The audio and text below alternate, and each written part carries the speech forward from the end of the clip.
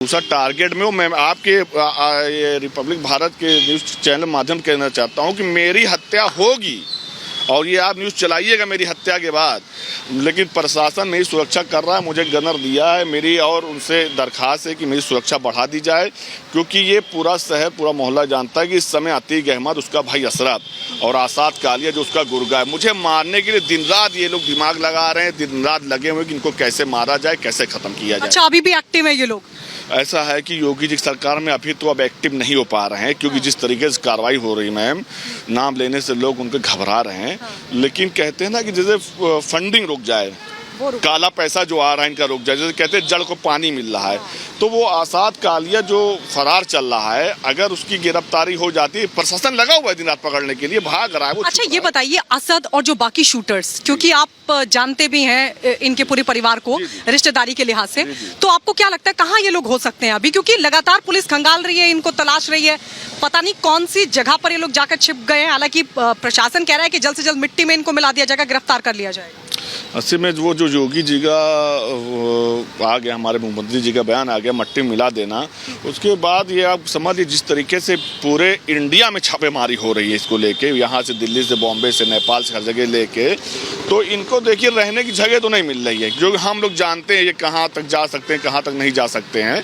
ये आप ये समझ लीजिए या तो बस पे रहते होंगे या तो फुटपाथ पे सो जाते होंगे। अब ये तो प्रशासन कर रहा है, हम तब डिटेल में बता भी ना पाएंगे, लेकिन ये समझ लीजिए अपनी कोई पुरानी जगह नहीं गए होंगे ये, क्योंकि इतना डरे कि जान रहे हैं कि योगी जी ने कह दिया तो मिट्टी में मिलना तय, आज नहीं मिट्टी मिलोगे कल मिलोगे, लेकिन मिट्टी में मिलना है तुमको, क्योंकि उनकी बातें उन्होंने कह दी है, तो हम लोगों ने देखा है 6 सालों में उन्होंने हर चीज किया है। जिस तरह यहाँ आप समझ लीजिए अगर आज योगी जी ना होते हैं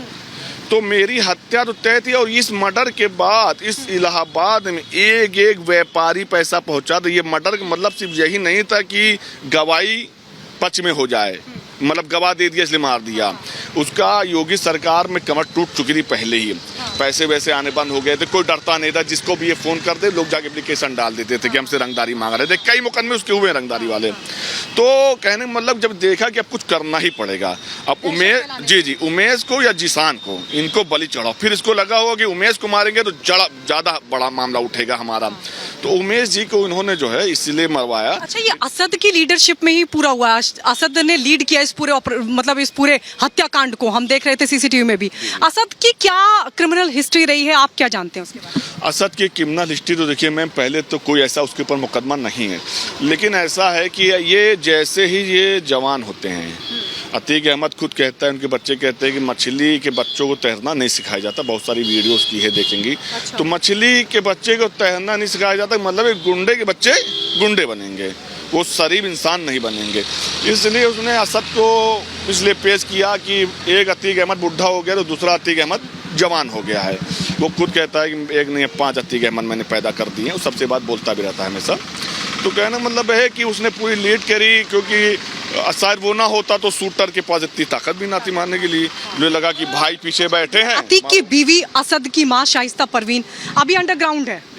अभी पुलिस वहां तक नहीं पहुंच पाई है, लेकिन आपको लगता है कि अंडरग्राउंड होने के बाद जो शाइस्ता परवीन है इस पूरे नेटवर्क को ऑपरेट कर रही होगी?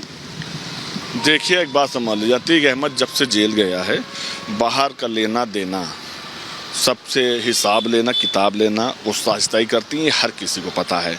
और उन्होंने शायद सोचा भी नहीं था कि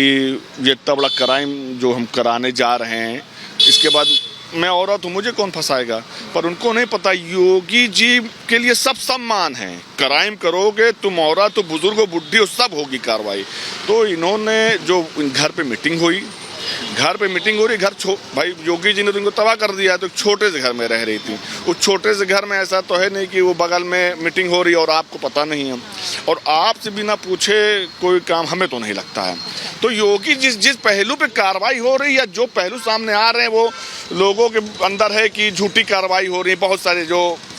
पार्टियां वाले हैं सब अपोजिट वाले, लेकिन सही कार्रवाई हो रही है। तब 100% सब कार्रवाई सही है, क्योंकि इस बार जो कार्रवाई हुई है,